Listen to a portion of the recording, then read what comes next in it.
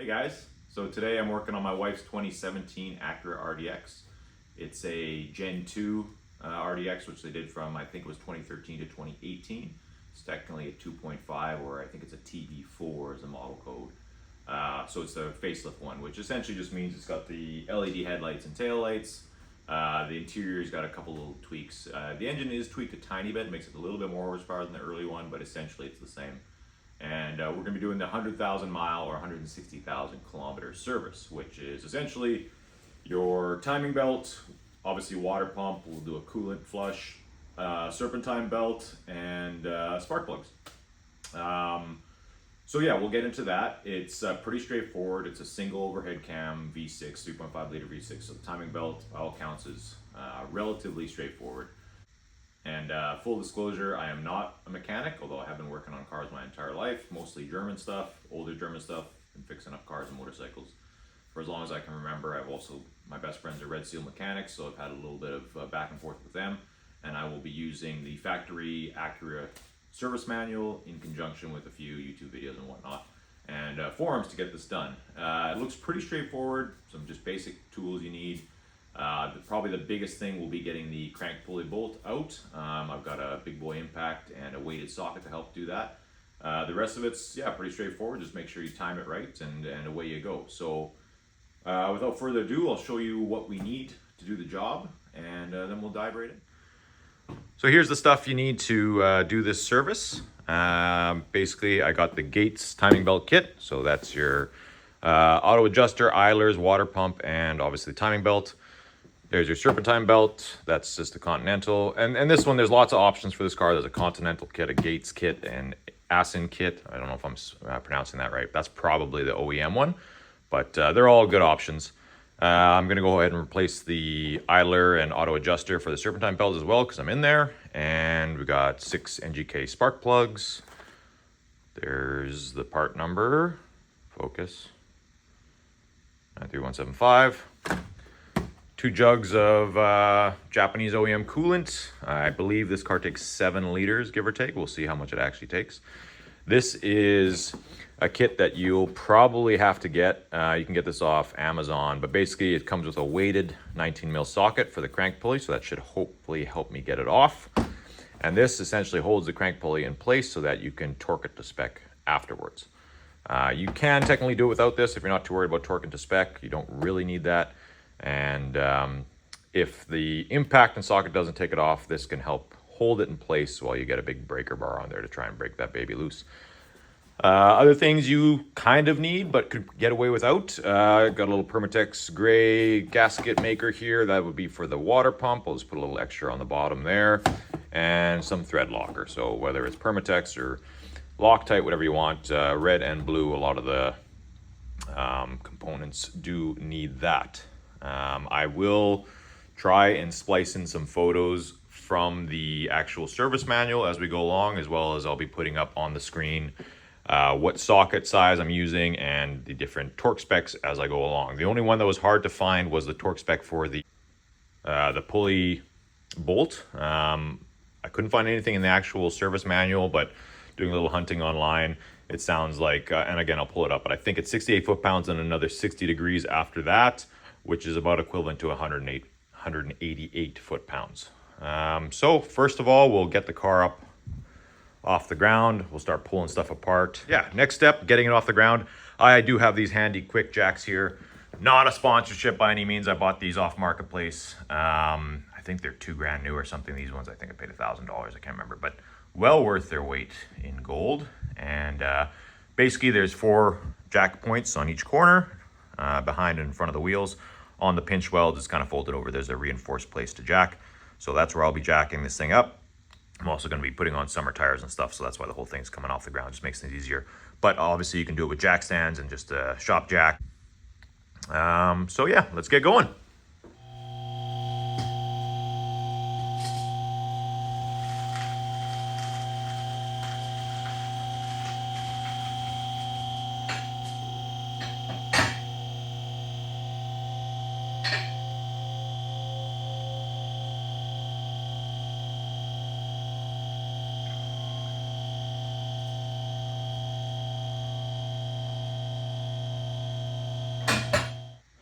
Okay, so I got the front passenger side wheel off. Lug nuts are 19 mil. You can zip those off. And then if you come down and look underneath here, hopefully you can see there's a couple of these little clips that look just like this. And you can just pop them out with a flathead screwdriver and pull them out to gain access to the crank pulley. Now, you can take off the whole splash guard if you want to. I still might if this annoys me too much, or you can just kind of bend it down out of your way. You still have a lot of access here. So I'll show you how that tool I got on Amazon works. Obviously, you got your weighted 19 mil. Pops on there like that. Hopefully my impact will zip it off. If not, you've got this tool as well, which goes inside and holds the pulley in place. So you could put a breaker bar in here, it's 1/2 inch, and then have another breaker bar to break it loose or a ratchet on there, whatever you want to do. But more importantly, for torquing it later, you can use this to hold the pulley in place, and then have your torque wrench on there to torque it down. So that's how that works. So next, let's remove the engine cover, which just pops off. Super easy, set that aside. So some people, and the manual included, say to disconnect the ECU. I've seen a few guys do it without disconnecting it, just unmounting it and kind of moving it out of the way. I'm gonna try and go that route just so I don't mess with anything. If I have to disconnect it, I will, but we'll start with that and see if it works. But first thing, I'm gonna disconnect the battery.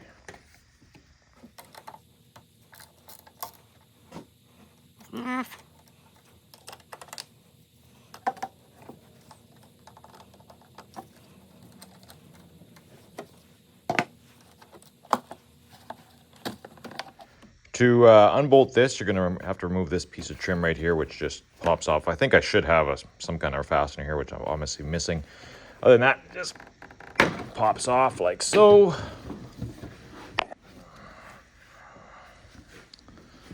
There we go. So now you can access this bolt, and there's another one somewhere, I think. Oh yeah. Probably can't see it, but there's one right down here as well. They look like 10s.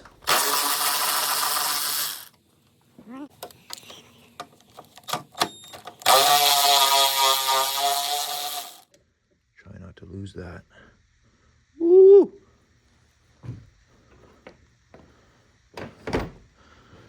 And while I'm here, before I move that, let's remove the expansion tank. Pull that out, tuck it away, and then the expansion tank is just slotted on. Pull it straight up. Out she comes. Okay, so now that we've got these disconnected, we've got a little bit of movement with the ECU here, or ECM, whatever. And hopefully that's enough that you can get at the engine mount bolt that's tucked away right back here, if you can see it. So you've got 3 17 mils. So you got one there, one down here, and then that guy right there. And then we'll remove these 2 bolts. That looks like maybe a 14, we'll see. And then also we got to remember to remove the ground. Get a better look at it this way probably. Yeah, so these 2, and then the ground bolt is right there, which is, I think that looks like a 10 mil.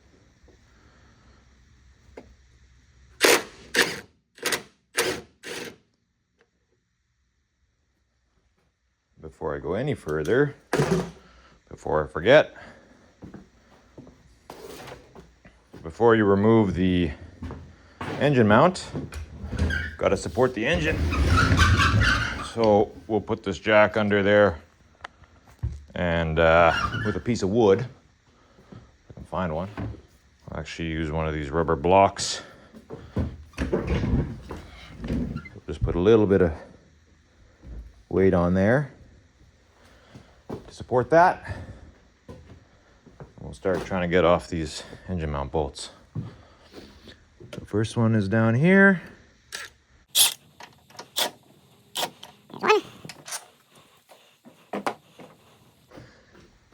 Try and get to the one in the back.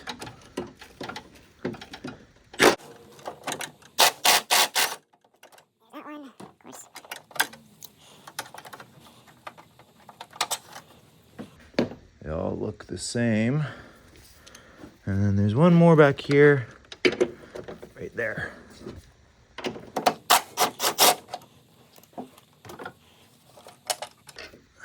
Yeah, so all the bolts are the same. And yeah, they're 17 mil. So now you got those 3 bolts off.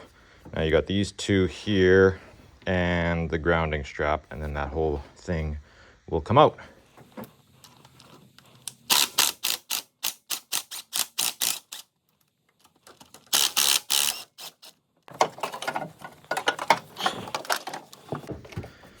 Try and work it past the ECU here without fucking with anything.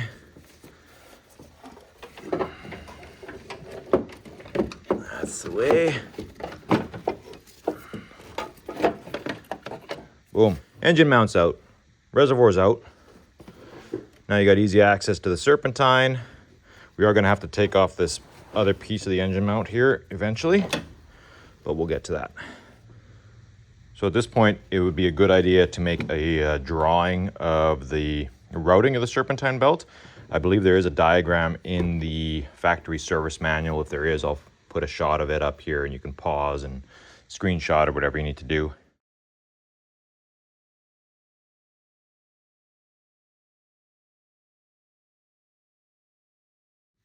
So yeah, we'll move the 14 mil bolt from the tensioner. And then we'll make sure it looks like our tensioner, which is right here. Yes, good. So it's actually a 17 mil. And that 17 mil is actually to go on this part of the tensioner. So you're not actually loosening it. You're just compressing this piston, which is giving you, and it's pivoting on this, which is giving you enough slack to take the Serpentine belt off. We're going to take this whole thing off anyway, but we're going to start with taking the belt off. So 17 mil on there, crank it this way until you have enough slack on the belt to pop it off. And now you can reach in there and take the belt off. Okay, moment of truth. Next step, try to remove the harmonic balancer or crank pulley. So, pull this out of the way. Got my charged up impact. This is like a 500 foot-pound impact, and I got the weighted 19 mil socket on there. So hopefully this works. Please wish me luck. Let's go.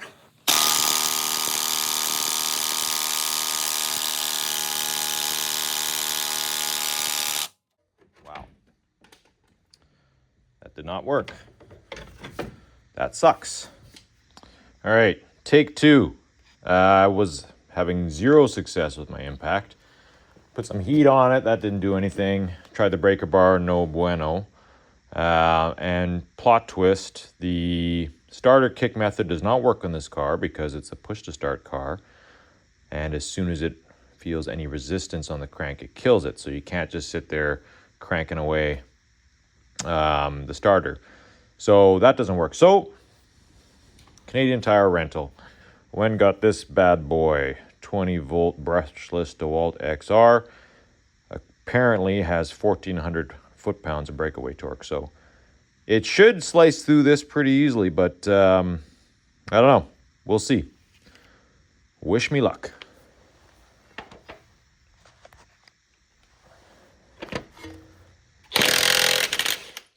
There is a God.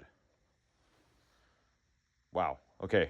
That made quick work of that. You know, I was going to try and return this thing to Canadian Tire because it's only been used once essentially, but damn, that was so powerful. I might need to keep this in the stable and maybe try and get rid of my other one. My other one's about 500 foot-pounds and it is a non-brushless, so it's still powerful, but this is next level. Holy shit. Okay, sweet. Okay, so now we can remove the crank pulley. Pull this guy out.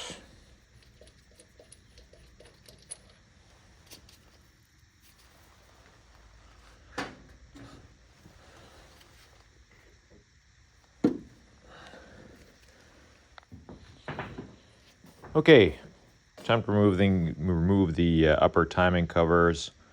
I believe there's 5 bolts on each one, 10 mil.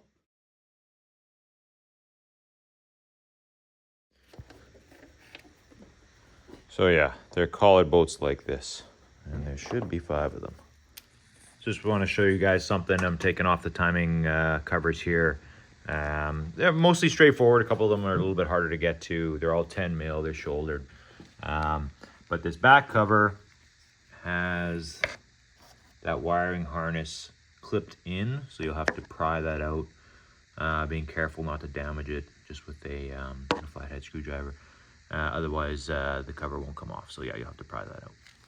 Okay, timing belt covers are off. So 7 10 mil bolts for the bottom, 5 for each of the tops. Overall, they're not too bad. There's a couple that are hard to get to. Obviously, it would have been a lot easier if I had my my Milwaukee power ratchet over there. But I don't have the 10 mil that fits it because I'm an idiot. So I had to use my old school ratchet, and it was just a little bit time consuming. But overall, not too bad. So next, yeah, you can take a look in there. So both the belts are exposed. Let's see. And let's see how loose this is.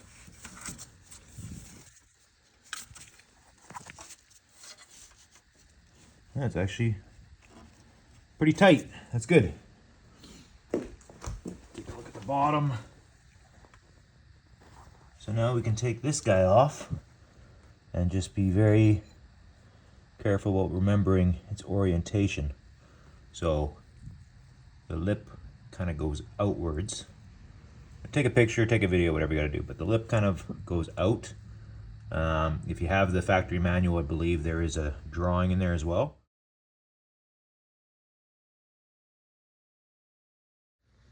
Okay, so now I'm going to drain the coolant. You don't necessarily need to do it because a lot of it's going to drain out when you do the water pump. But here's the drain right here that just twists off, and then your radiator is going to flush out. And then there's also a drain on the back of the engine, which I'll show you in a second, but I might not even bother with that one, to be honest. But there's the drain there.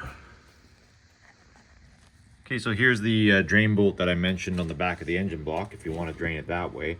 It's the little nipple up there above the CV. You can see, you can put a hose on there, loosen it, and that will drain the engine block. I'm not going to do that because I'm taking the water pump off, so that's going to drain the engine block. But if you're just doing a coolant flush, that's what you can do. Okay, so now we're going to take off the inner upper part of the engine mount right here.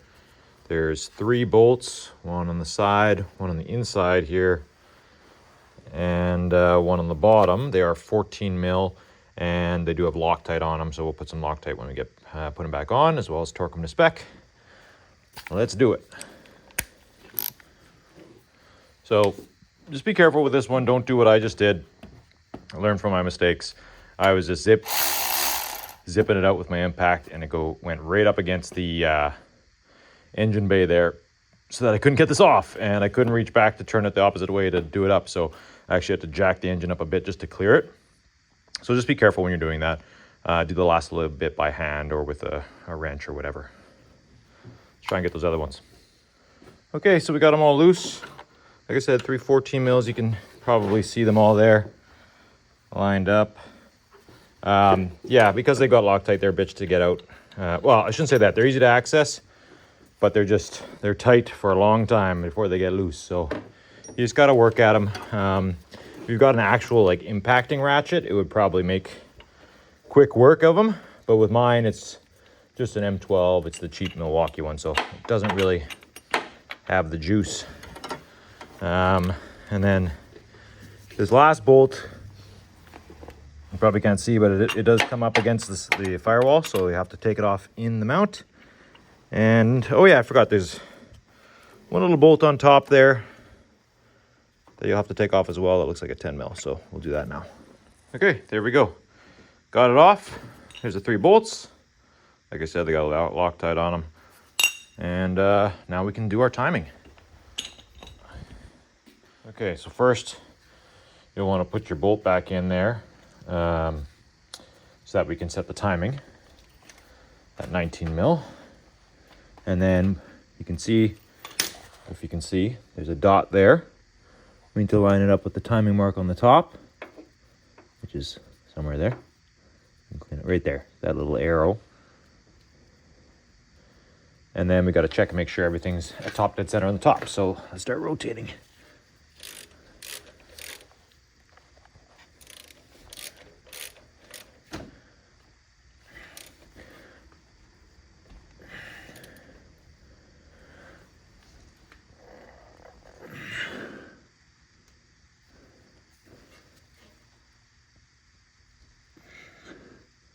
That's pretty much lined up. Let's go check the top. Okay, so you can see here, get some light on there, that's terrible. Yeah, so the little dot on the top there is lined up with the arrow. And then if you come up to the top, down here, we've got the 1. I'm at an angle here, so it doesn't look like it's lined up, but if you come here, there's a little 1 on there, which is also lined up with the line. And there's a line on the sprocket. And then over here, focus. There's a line, and it's lined up with the line on top. There, get a better angle. So that means we're at top dead center. Awesome. So now what I'm gonna do is I'm gonna mark the belt with this. I'm going to mark it on the bottom because there is nowhere to mark on top. So I'll mark on the bottom. We'll go there.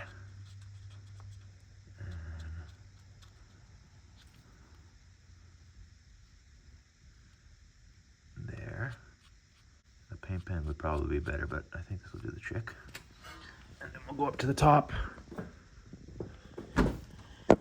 And I'll mark on the top.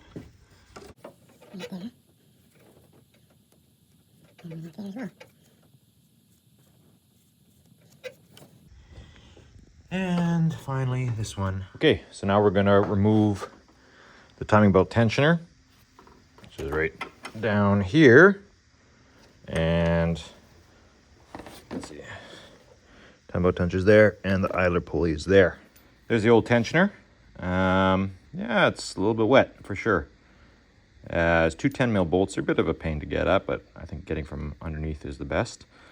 And now, as you can see, probably, let's see. So there's more tension on this side. This side's a little bit loose. So what I've been told by people I trust is that if you move it back just a tiny bit to get a little bit of the tension off this far side, it just makes it a lot easier, and you're less likely for your cams to move once you get the belt off. So I'm going to try that and we'll see how it goes. I will check back. So tensioner off right now.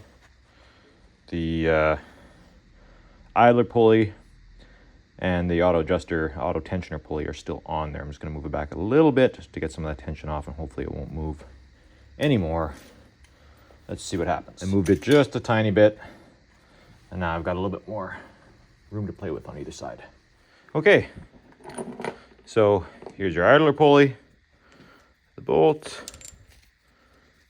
It doesn't seem too bad. Spins pretty smooth. That's okay. And here's your auto tensioner pulley.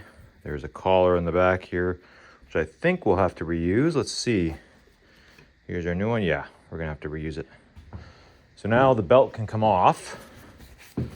Being careful not to move the cams around at all.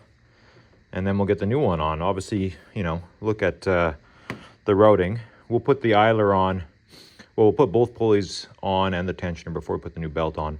But obviously the tensioner is gonna be completely compressed. You can see here's a new tensioner. And it's got the pin in there. Obviously, once it's in, you pull the pin, and that tensions the belt.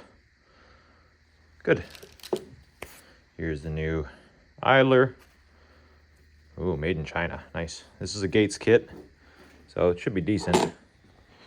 So I've gone around with my Sharpie and matched up all the teeth here. And I found my marks that I made line them up and went all the way around the belt. There's that one. And there's that one. So now as long as those marks line up with the marks I've made on the pulley, our timing will be correct. Obviously, take your time, you know, go around bit by bit, make sure the teeth are in line and it's not slipping, because it's not just going to sit on top of it. It's going to be a little bit different shape, right? So just move your way along. Take your time. You do not want to mess this up. So now that I've done that, before I can put it back on, or before I can put the idlers and tensioners back on, I'm going to remove the water pump. So you can take a look at the new water pump here. It's a Gates pump. There you go. So these are the two bolts that the engine mount go through, or sorry, the two holes that the engine mount bolts go through. And then you've got 1, 2, I think that's the bottom one of the engine mount, but I could be wrong. I'll get back to you on that one. But 1, 2, 3, 4, 5, 10 mils, and I believe those are the engine mount bolts. So disregard those. 1, 2, 3, 4, 5, 10 mil, and then this bad boy will pop off.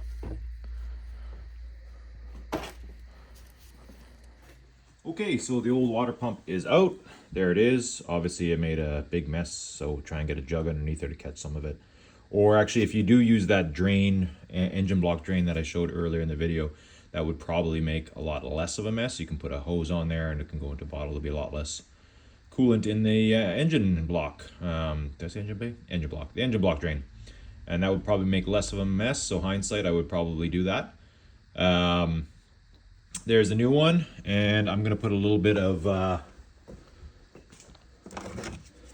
ultra gray Permatex gasket maker just underneath this new O-ring, just to make sure that we don't have any leaks. So and then it just goes back in. I'll hit you then.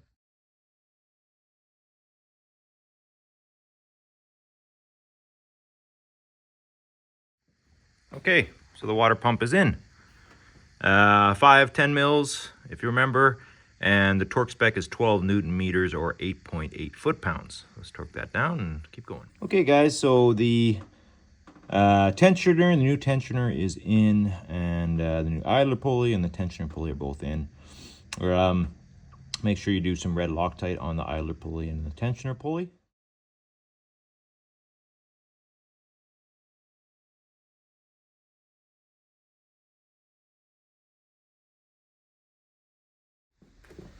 Okay, so timing belt is on.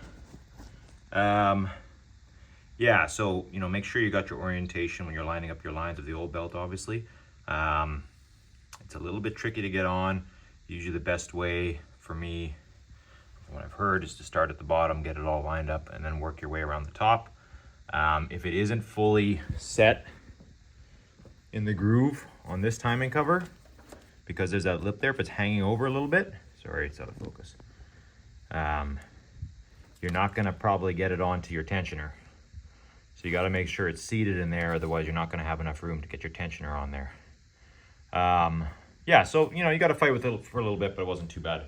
And one thing to remember, make sure you pull the pin on your tensioner, pull that grenade pin. It might be a bit of a pain in the ass, but you can use pliers, whatever you have to do. And I'm going to cycle the engine a couple more times just to make sure everything's good, and then start buttoning everything back up. So obviously the way you're going to do it is engine mount. I'll come back with the torque specs on that, and then the timing covers, and then we'll put our ECU back in place. Well, first we'll do the rest of the engine mount. ECU back in place, coolant bottle, trim pieces back on, and then we can do a coolant flush. Oh yeah, we got to torque the pulley belt. Don't forget about that. 65 Newton meters plus 60 degrees, which is essentially the equivalent of 188 foot-pounds.